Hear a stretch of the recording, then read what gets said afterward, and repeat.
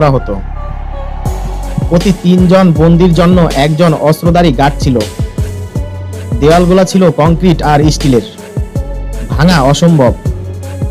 কিন্তু এই জেলেই একদিন আসে এক ভয়ঙ্কর মস্তিষ্কের মানুষ, ফ্রাঙ্ক মরিস।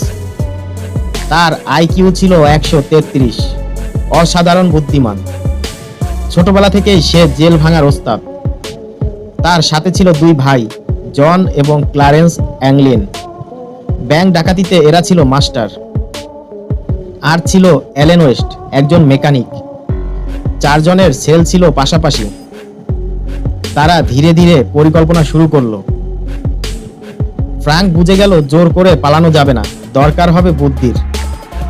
সে খেয়াল করলো সেলের নিচে ছোট্ট একটা ভ্যান্ট, বাতাস ঢোকার ছিদ্র।